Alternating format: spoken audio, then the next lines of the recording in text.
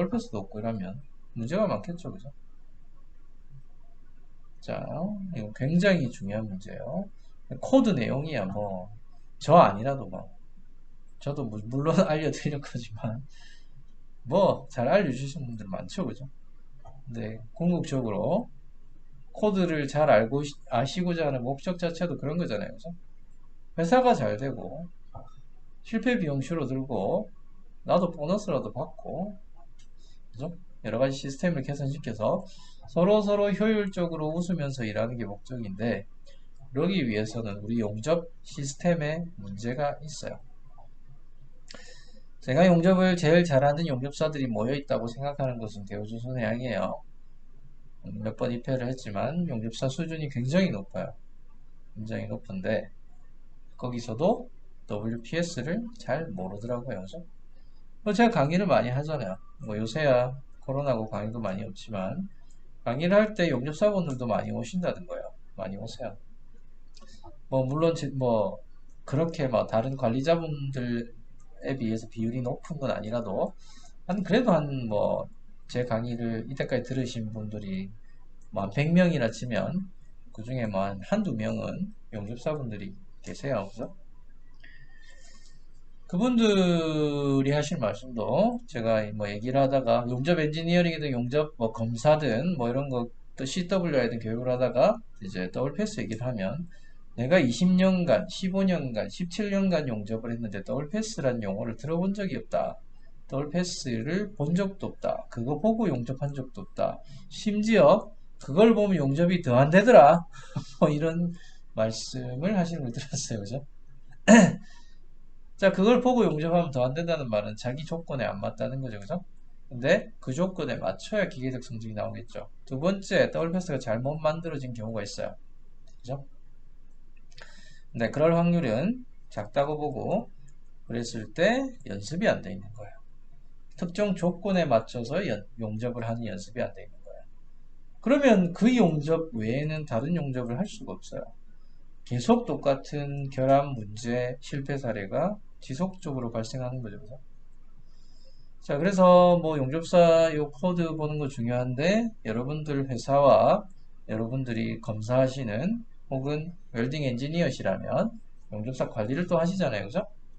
그때 이런 부분들을 좀 충분히 고려를 해서 하시기 바랍니다. 물론 지금 하시는 것보다는 뭐 일이 조금 더 있죠. 그죠? 지금 뭐 때우세요 하고 RT 보내고 RT 찍어서 합격되면 WPQ 작성하고 사인하고 그냥 발주처 제출하면 돼요. 그죠? 벽에 걸어놓거나. 근데 지금은 용접사를 일일이 걸러내야 되죠. 걸러내야 돼요. 그죠? 최근에는 아니고 작년에 제가 어, 저 뭡니까? 타이완, 대만 풍력 쪽으로 연구사 시험을 되게 많이 시험을 봤어요. 입회를 했어요. 근데 제가 입회할 때 그 시공사 측에 분명히 얘기를 했죠.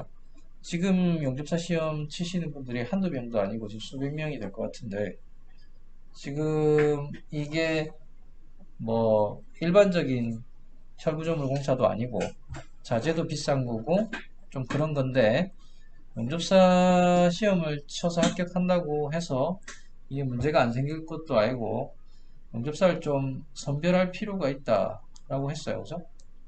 그냥 막 이력서 받아서 들어오는 사람들 바로 다 시험 치더라고요. 그러다가 현장 투입하고 하니까 공사도 계속 홀딩이고 계속 문제가 생기고 오작 생기고 용접 문제가 계속 생기니까 그때부터 이제 사람들이 인터뷰를 하기 시작했어요. 용접사 보고 이것저것 물어보고 모른다 싶으면 보내고 그죠? 어쩔 수 없습니다. 경쟁사회에서 용접사분들도 용접을 좀 더 효과적이고 좀 효율적으로 하려면 더블 패스 뭔지 아셔야 돼요. 자, 뭐 쓸데없는 얘기는 아니지만 그래도 얘기가 좀 길었네요. 그죠? 자, 그리고 한 가지 더 보면 그 용접하는 회사의 생산성은 용접사가 관장하고 있어요. 관리자가 아무리 많이 떼우세요, 똑바로 떼우세요 해도 용접사가 똑바로 안 떼우면 끝이에요. 하루에 1m 떼우고 집에 가야 되는지 1.5m 떼우고 집에 가야 되는지 정해져 있지 않잖아요. 도대체 생산 쪽에서는 공정을 어떻게 짜는 것인가? 미스테리예요, 미스테리. 그죠? 자, 그러면 제품별로, 특성별로, 용접 공정별로 이렇게 생산성을 확인해야 돼요. 용접에 대한 생산성을 확인하지 못하면 자기 회사에 그건 용접사한테 돈을 낭비하고 있는 겁니다. 그죠? 그리고 용접사 관리가 굉장히 중요한 게 뭐냐면 용접사의 컨디션이에요. 그죠? 자, 우리 뭐 국가대표 선수들 마찬가지죠. 그죠? 국가대표든 뭐든 뭐 선수들 몸 관리하잖아요. 시합 전날 술 먹습니까? 안 먹어요. 근데 용사분들 막 그죠? 술 많이 드시죠. 그죠? 그럼 그 전날 술을 어마어마하게 먹고 혹은 와이프한테 겁나 닦여가지고 그죠? 기분이 안 좋은 상태로 새벽까지 잠을 못 자다가 출근하셨다. 그럼 용접 기량 나오겠습니까? 만약에 표준화에 성공했다고 해도 하루에 때워야 되는 용접의 양이 각 용접사별로 나왔다고 해도 공정별로 그게 안 지켜지겠죠. 그죠? 그럼 생산성 저하가 발생해요. 그럼 회사가 어려워질 거예요. 그죠? 회사에 손실이 있을 거야. 회사 손실이 생기면, 계속 손실이 생기면 회사 망하겠죠. 그죠? 그럼 그 용접사들도 갈 데가 없어요. 좀 다른 데 가겠죠. 또 망하겠죠. 악순환입니다. 그죠? 그래서 우리나라 용접사는 세계 최고 수준입니다. 물론 최상위에서만, 그죠? 최상위에서만 최고 수준이에요. 그 밑에 용접사분들은 대부분 이제 시급 차이로 계속 옮겨 다니시고 그러면서 이제 자기 자신에 대한 기량을 향상시킬 기회를 시간을 조금씩 놓치고 계세요. 그죠? 자, 그런 분들도 있고, 그죠? 회사 입장에서는 그 용접사들을 효율적으로 관리해서 뭐 그 전날 너무 힘들진 않았는지, 그죠? 술을 많이 먹고 용접 품질을 저해할 만한 요소가 없는지, 그죠? 몸이 안 불편한지, 감기가 안 걸렸는지, 뭐 이런 것들도 다 확인해 줘야 돼요. 용접사 기량이 최고조일 때 표준화된 생산량을 맞추면서 생산성을 향상시키고 그 다음에 공기를 단축하고 회사는 돈을 더 많이 벌고 용접사한테 보너스가 돌아가고 그게 가족에게 돌아가고 뭐 이렇게 되는 거죠. 그죠? 자, 아무튼 용접사로 할 얘기는 무궁무진합니다. 그죠? 제일 안타까운 거는 용접사가 더블패스를 안 보는 거예요. 그죠? 보고 싶어 하지도 않습니다. 나는 용접사인데 그런 문서를 왜 봐야 되는가? 라는 소리를 들었을 때는 되게 속상했어요. 그죠? 아무튼 대부분 지금 수강하시는 분들이 관리자라고 생각합니다. 용접사분들도 계시다면 뭐 너무 기분 나쁘게 듣지 마시고 이제 더블패스 볼 줄 알아야 돼요. 더블패스. 자, 요리사가 레시피를 못 보면 요리를 하겠습니까? 더블패스는 웰딩 엔지니어가 보는 게 아니에요. 웰딩 엔지니어는 개발할 뿐. 그죠? 보는 사람은 웰더입니다. 그럼 웰딩 엔지니어도 웰더가 보기 쉽게 하기 위해서 쉽게 만들어야 돼요. 쉽게. 엄청 막 있어 보이게 영어로만 막 이래 만들 게 아니라 영어 뭐 한글 같이 쓰면서 쉽게 설명하고 더 이상 쉽게 안 된다 싶으면 이걸 교육을 해야 돼요. 영입사가 볼 수 있도록. 이해할 수 있도록. 그죠? 물론 제가 어제 오늘 설명드린 뭐 전문적인 용어를 전부 이해할 정도로 뭐 교육을 타이트하게 할 필요는 없겠지만 기본적으로 필수 변수, 그죠?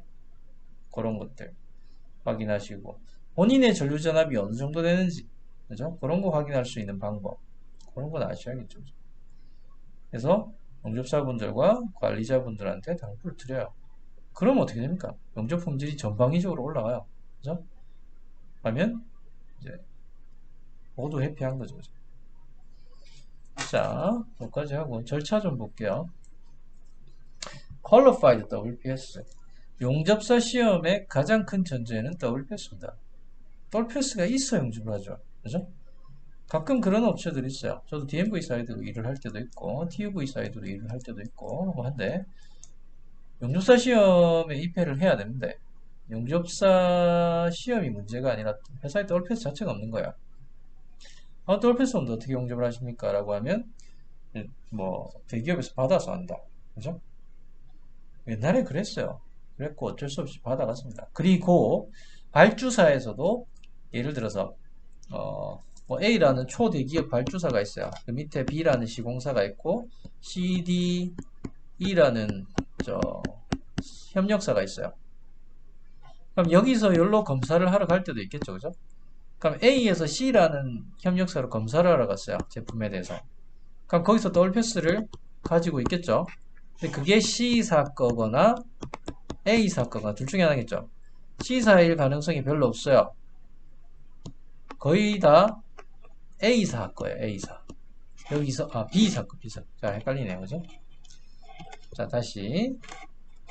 자, A 발주처에 발주처, 대발주처입니다. 대발주처에서 협력사로 검사를 하러 갔어요. 근데 C가 가지고 있는 거는 C 자체 WPS일 수도 있고 B로부터 받은 WPS일 수 있어요. 그럼 이 발주처가 어떤 걸 신뢰하는가? 이걸 더 신뢰해요. 그죠? 너그 포스코 거 써라, 너그 대우 거 써라, 너그 현대 거 WPS 써라, 뭐 이렇게 하는 이유가 있어요. 그죠? 근데 이거 틀렸다는 거죠. 그죠? 옛날엔 그랬어요. 요새는 그렇지 않아요. 야, 너그 자체 WPS 있냐? 그죠? 이거 없으면 작업 못해. 그죠? 그래서 다 만들어 놓고 공사 끝났는데 WPS 만든다고 입회해달라는 업체도 있어요. 그죠? 요새는 다 바뀌고 있습니다. 발주처에서도 그 A라는 발주처에서도 B라는 시공사에서 받은 WPS를 C라는 회사에서 그거 받아서 보더라도 안 본다는 거 알아요. 그죠? 그리고 자체 WPS를 개발할 수 있는 역량이 되지 않으면 이제 품질 시스템적인 부분이 많이 떨어진다는 걸 알고 있어요. 그래서 WPS를 자체 보유하도록 계속 뭐랄까요? 분위기가 확산되고 있고 그렇게 되고 있어요. 제가 최근에 이제 삼성중공업 최근 아니고 한 몇 달 전에 삼성중공업 들어가서 PQ 한 적이 있는데 그 업체에서 왜 PQ가 필요하냐를 설명을 해주시던데 이때까지는 WPS PQ가 뭐 아무것도 모르고 그냥 했는데 지금 우리가 운항선에서 배를 하나 수리해야 되는데 WPS가 없으면 안 된다고 했답니다. 그죠? 그럼 대우 거 받아서 할게요. 삼성 거 받아서 할게요. 안 된대요. 이제는 그렇게 하면 안 된답니다. 그래서 그 회사 인원 사장님 외에는 전부 용접사인 그 업체에서 WPS를 어떻게 만듭니까? 그죠? 그래서 도와달라고 연락이 왔어요. 그런 것처럼 그런 조그마한 업체뿐만 아니라 이제 약간 1차, 2차 협력사도 뭐 조선 3사든 대기업 WPS 받아가는 경우 굉장히 많았죠. 그죠? 그런 게 다 없어지고 있어요. 자체 WPS 보유할 수 있는 경우를 보유해야 됩니다. 그죠? 자, WPS 항상 먼저요. WPS가 있어야 그 해당 조인트를 용접할 수 있는 용접사를 qualify 하는 시험을 갈 수 있는 거예요. 그죠? qualified WPS.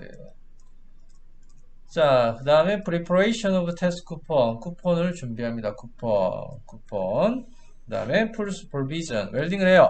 웰딩 할 때 뭐 합니까? PQ 할 때는 전류전압 속도 다 제고해야 되지만 용사 시험 그냥 가만 보고 있으면 편한 거 아닙니까? 하는 분들도 있어요. 용사 시험 실 때는 그 WPS에 맞게 용접을 하는지 모니터링 계속 하셔야 되는 거예요. 그게 풀 슈퍼비전의 의미입니다. 이해하시죠? 그죠? 자, then preparation of test specimen. preparation. 자, 쿠폰이고 specimen 용어 다르다 그랬습니다. 그죠? 이거는 밴드 테스트를 하거나, 이거 밴드죠. 그죠? 혹은 ND, 뭐 RT 찍으면 되죠. 그죠? RT 찍거나 합니다. 그죠? 아직까지는 뭐 PAUT 생기고 TOFD 뭐 하면서 이제 RT 없어지고 UT가 될 것이다 하시는데 아직 RT예요. 맞으면 RT입니다. RT 있으면 깔끔해요. 그죠? 뭐 물론 코드도 조금씩 바뀌고 있긴 해요. RT는 뭐 필름이 영구적으로 남으니까 프로시저 필요 없었는데 지금 프로시저 필요한 걸로 바뀌었죠. 그죠? 리턴 프랙티스, 리턴 프로시저에 대한 얘기입니다.